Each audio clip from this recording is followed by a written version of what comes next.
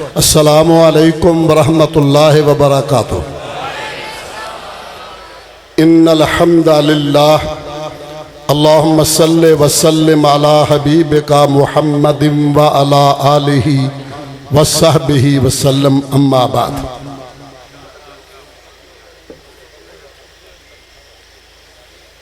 قابل عزت احترام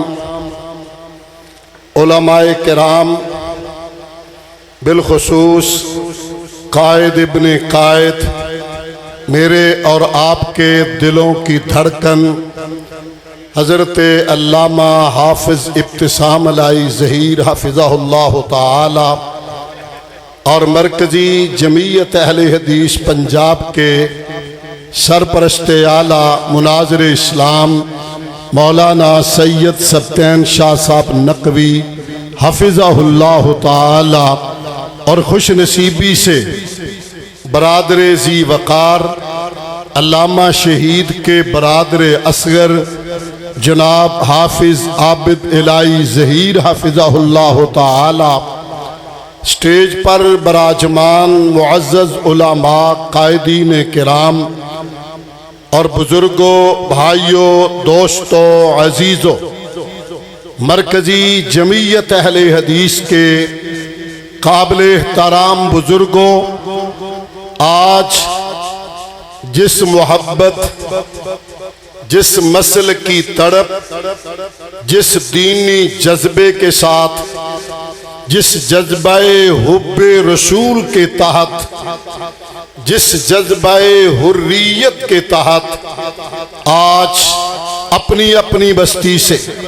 ہماری درخواست پر دین حقہ کی اشاعت کے لیے، وطن عزیز کی سلامتی کے لیے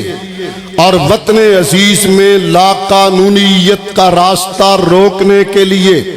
وطن عزیز جو کلمہ طیبہ کی بنیاد پہ بنا ہے، اس میں غیر اسلامی آئینوں کا راستہ روکنے کے لیے، اور پھر وطن عزیز جو کلمہ طیبہ پہ حاصل کیا گیا، اس ملک میں نظریہ پاکستان سے انحراف کرنے والوں کا راستہ روکنے کے لیے، جس جذبہ پاکیزہ سے آپ سینہ تان کر شہر سرگودا میں آئے، میں آپ کو سلام محبت پیش کرتا ہوں۔ آپ نے ہمارے مان کو بڑھایا ہے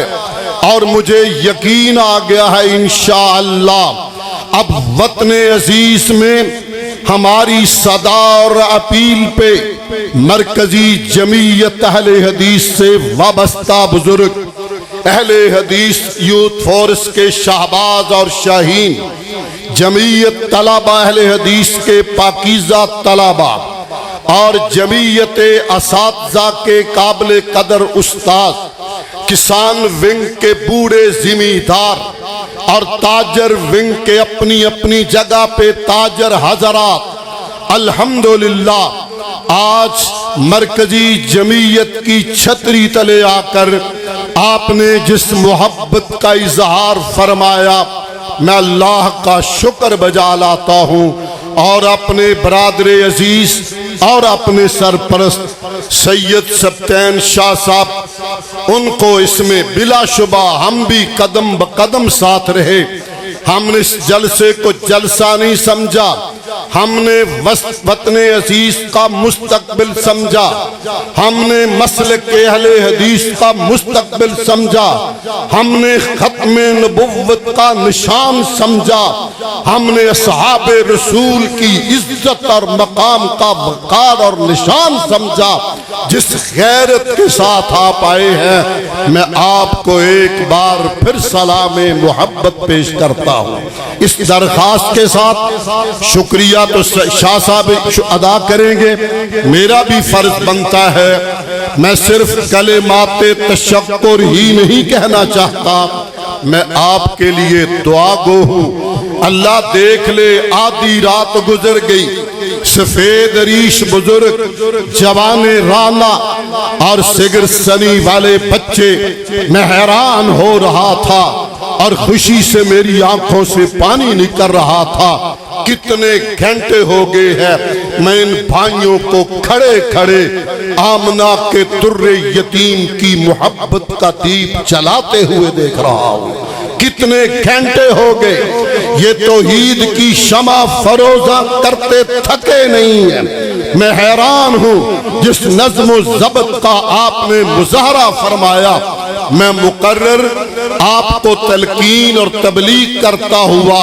ایک پنجابی کا شعر ایک اردو کا شعر اس پہ اجازت چاہوں گا.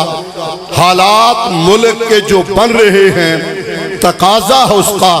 میں ایک عرض کرنا جے تسلیم کر لو دلا تے دماغا کی تفہیم کر لو جمعیت بنا لو تے تنظیم کر لو اس آوارہ زندگی چ ترمیم کر لو میں خطرے دی گھنٹی کھڑکا رہے آجے سنبھل جاؤ ویڑا نازک آ رہے آجے. اور دوسری بات کہوں گا آؤ جوان ہو تو یوتھ فورس میں آؤ بزرگ ہو تو مرکزی جمعیت کی چھتری تلے آؤ مدارس کے طلبہ ہو تو جمعیت طلبہ اہل حدیث میں آؤ وکلاء ہو تو سلفی وکلاء محاذ میں آؤ تاجر ہو تو سلفی تاجر محاذ میں آؤ کسان ہو تو کسان ونگ میں شامل ہو جاؤ. غیروں میں نہ مل اپنوں سے نہ کٹ جن نے لائی گلی اودے نال ٹر چلی یہ ہمارا عقیدہ نہیں ہے. غیرت مند قوم ہے ہم